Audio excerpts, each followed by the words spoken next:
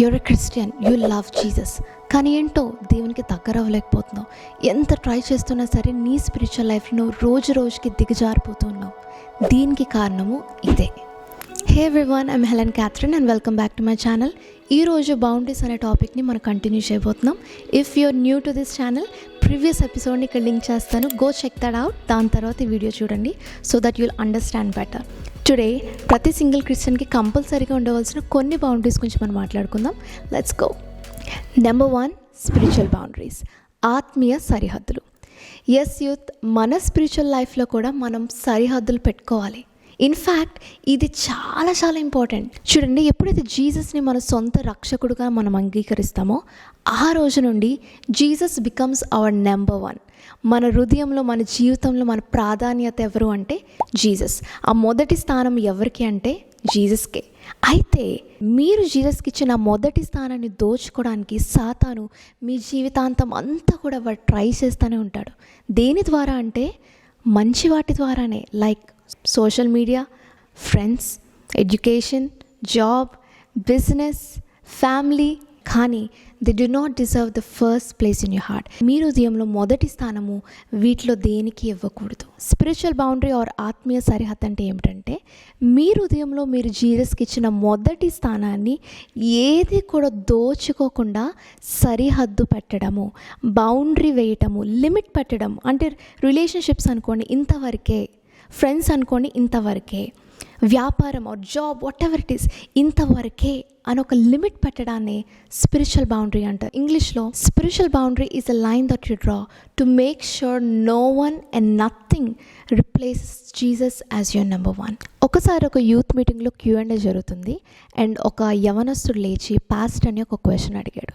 అదేంటి అంటే, pastor, what happens if I love something more than God? దేవుని కంటే దేన్నన్నా ఎక్కువ ప్రేమిస్తే ఏం జరుగుతుంది అని అడిగాడు అన్నమాట. నిజంగా ఆ రోజు నేను ఆ ఆన్సర్ విన్న తర్వాత ఐ గాట్ చిల్స్. నాకు నిజంగా లిటరలీ చిల్స్ వచ్చాయి నా బాడీలో. ఎందుకంటే that answer literally shook me. ఆ ఆన్సర్ నన్ను ఎంతగానో కుదిపివేసింది. పాస్టర్ గారు ఏమని చెప్పారంటే, God will remove that thing.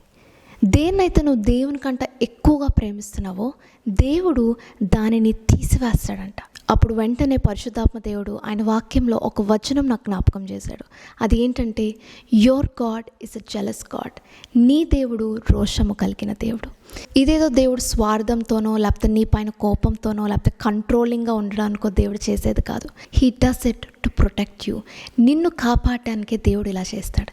ఎందుకంటే జీసస్కి ఇచ్చిన మొదటి స్థానాన్ని వేరే దేనికన్నా నువ్వు ఇస్తే ఏం జరుగుతుందో ఆయనకి మాత్రమే తెలుసు. God knows what will happen when something else takes his place. Disorder, గందరగోళం, జీవితంలో అసంతృప్తి. Remember one thing, only your creator can satisfy you. నిన్ను చేసిన సృష్టికర్త మాత్రమే నీకు సంతృప్తినివ్వగలడు, and that is Jesus. Now ఎలాంటి స్పిరిచువల్ బౌండరీస్ లేదా ఎలాంటి ఆత్మీయ సరిహద్దులు కలిగి ఉండాలో కొన్ని ప్రాక్టికల్ టిప్స్ మీతో షేర్ చేసుకుంటాను. నెంబర్ 1, మీ రోజులో మొదటి చివరి గడియలు దేవునితో భద్రపరచుకోండి. God your first and last moments with God. ఒక్క మాటలో చెప్పాలంటే మీ రోజుని దేవునితో ప్రారంభించండి, దేవునితో ముగించండి.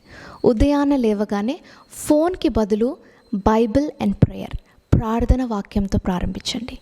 అలాగనే పడుకునే ముందు యూట్యూబ్ స్క్రోలింగ్స్ కాకుండా, ఇన్స్టాగ్రామ్ రీల్స్ కాకుండా, ఇంకేమేమీ కాకుండా ప్రార్థన వాక్యంతో మీ రోజుని ముగించండి. రెండవది, దేవుని స్థానాన్ని దోచుకోవాలని ప్రయత్నిస్తున్న వాటికి టైం లిమిట్ పెట్టండి.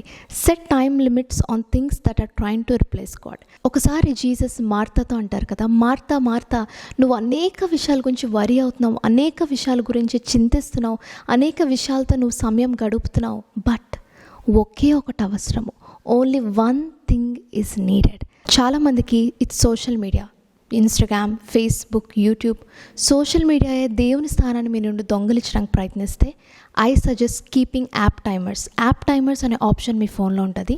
దాంట్లో మీరు ఇన్స్టాగ్రామ్కి 30 మినిట్స్ అనో, యూట్యూబ్కి 1 అవర్ ఉన్నో, ఇలా మీరు టైంని ఫిక్స్ చేసినట్లయితే మీ టైం అయిపోగానే వెంటనే అది ఏం చేస్తుందంటే మీకు నోటిఫికేషన్ ఇస్తుంది, అలాగే మీ యాప్ని కూడా లాక్ చేసేస్తుంది. So that is one way you can keep limit. మీ టైంకి మీరు లిమిట్స్ పెట్టుకోవచ్చు. ఒకప్పుడు నేను కూడా ఐ వాజ్ వెరీ అడిక్టెడ్. ఇలా ఫోన్ పట్టుకోగానే ఆటోమేటిక్గా నా హ్యాండ్ ఇన్స్టాగ్రామ్కి వెళ్ళిపోయేది. అక్కడికి వెళ్ళి వాళ్ళతో కంపేర్ చేసుకునేదాన్ని. ఓ వాళ్ళు ఇలా చేస్తున్నారు, వాళ్ళు ఇలా చేస్తున్నారు. ఆ సైకిల్లో నేను అలా ఉండేదాన్ని. అయితే ఒకరోజు నేను కూర్చొని ఆలోచించాను, why am I being like this? ఏంటి నేను ఇలా ఉన్నాను? ప్రేయర్కి వెళ్తున్నప్పుడు ఇన్స్టాగ్రామ్ చేసుకుంటున్నాను, దాంట్లో గంటల తరబడి ఉంటున్నాను, చివరికి ప్రేయర్కి నాకు సమయం ఉండట్లేదు. మనందరూ చెప్పే విషయం ఏమిటంటే టైం ఉండదు అని చెప్తాం. సో సోషల్ మీడియాలో నేను గడిపే బదులు I can spend time with God. So నేనేం చేశానంటే ద అన్బిలీవబుల్ ఒకటే అనుకున్నాను, జీసస్ కంటే సోషల్ మీడియా నాకు ఎక్కువ కాదు, జీసస్ కంటే యూట్యూబ్ నాకు ఎక్కువ కాదు, జీసస్ కంటే ఆ ఫ్రెండ్ నాకు ఎక్కువ కాదు. వాళ్ళు నా కోసం చనిపోలేదు, వాళ్ళు నా కోసం వాళ్ళ ప్రాణం పెట్టలేదు, వాళ్ళు నా పాపాలు క్షమించలేదు.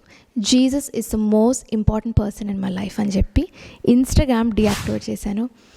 And let me tell you, ఆ రోజు నుండి ఐ ఫెల్ట్ సో పీస్ఫుల్. ఎంత శాంతిగా నాకు అనిపించిందంటే, దేవుడు ఈ మాట ఎవరికో చెప్పాలనుకున్నాడు, deactivate your social media platforms if that is what is taking you away from me. నా నుండి అది నేను దూరపరుస్తుందంటే, నా స్థానాన్ని అది తీసుకోవడానికి ప్రయత్నిస్తుందంటే డిలీట్ ఇట్. చాలామందికి ఫ్రెండ్స్ దేవుని స్థానం తీసుకోవచ్చు. ఎక్కువ సమయం మీరు ఫ్రెండ్స్తో గడుపుతున్నారేమో, పుట్ బౌండరీస్. ఇదిగో లాంగ్ అవర్స్ కాల్లో నేను మాట్లాడను, లేకపోతే లేట్ నైట్స్ కాల్లో నేను మాట్లాడను అన్న బౌండరీస్ మీరు పెట్టుకోవచ్చు. లేదు ఏమైనా ఫ్రెండ్ దేవుని మిమ్మల్ని దూరపరుస్తున్నట్లయితే cut it off. That will be the best decision of your life. మీ జీవితంలో శ్రేష్టమైన నిర్ణయం ఏమన్నా ఉన్నదంటే అదిగో ఆ ఫ్రెండ్ని కట్ చేయడం, ఈ ఫ్రెండ్ని కట్ చేయడం.